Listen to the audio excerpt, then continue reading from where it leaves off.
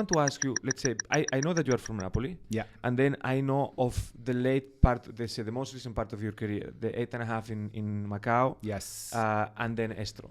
I met you when you're actually preparing everything In for the Estro. transition, yeah, correct. What happened in between, let's say? In between when? From Napoli to Estro, what happened in between? So I left Napoli when I was 18, Mhm. after my high school.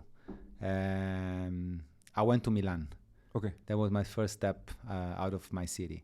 And I went to Milan to study finance. I studied finance in Bocconi in Milan. Mhm. And I started my university, everything, first few years, okay. Then after a few years, I kind of understood that was not my path. I was not happy with what I was doing. I was simply not satisfied with how my study were going and everything. So there was one day that I decided to just quit. I didn't miss much. I missed 8 to 10 exams to my degree.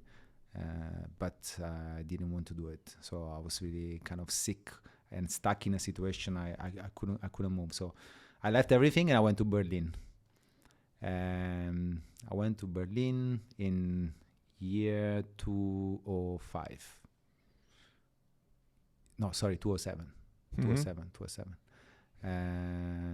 So in year 2007, I go to Berlin, leave everything behind, and I say, okay, what shall I do now?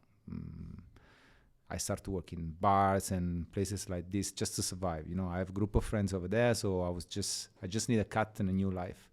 And something that I really like to do in my life was cooking. I always been a cook, home cook. You know, I was the cook of the company in the university. Whenever there is a dinner, or and I call Mino because Mino is the name how they know me back then. Let's call Mino, let's go to supermarket, let's buy a few things and we do dinner. So Sunday lunch, dinners at home with friends. I was always the cook. And I cook since I'm a teenager, even in Italy, in Napoli. I cook at home, I always love it. So I say, maybe I should try to do something I like rather than look for a career that maybe can bring me money or whatever. So maybe just follow your passion, right? So it's something a little bit stereotype, but it's then what I decided to do. So I started to work in restaurant in Berlin. I started from the very bottom, like washing the dishes and everything.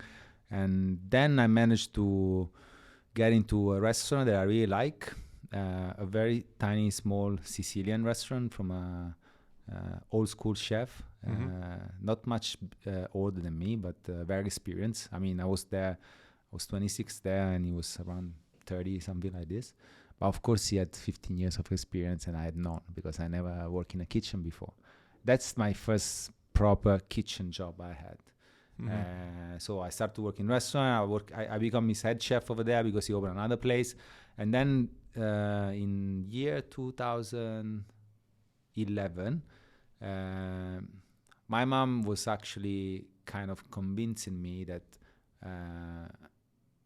it's okay that I'm a chef. I want to do that. I like to do that, but I should specialize in what I do. So she kind of put this like small thing in my mind that I need to study culinary. So we look a little bit around. I didn't want to go back to Italy, but in the end, the best solution was to go back to Italy to study. And I went to Alma, which is a culinary school in Parma, nearby Parma. Okay. It's the Academy of Gualtiero Marchesi. It used to be, because now it's not involved anymore. He also passed away with time and so on. But back then was the Culinary Academy of Gualtiero Marchesi.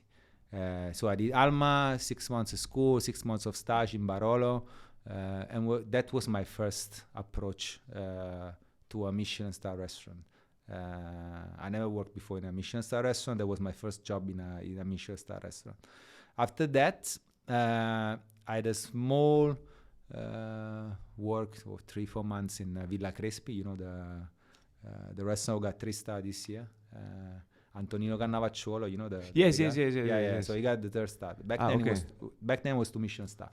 So I worked there for a few months, and then I had the opportunity to meet my life changer, I would say, because he's the one who brought me to Hong Kong, which is Philippe Leveillé. He's a chef, 2 Michelin star in Concesio, near Brescia.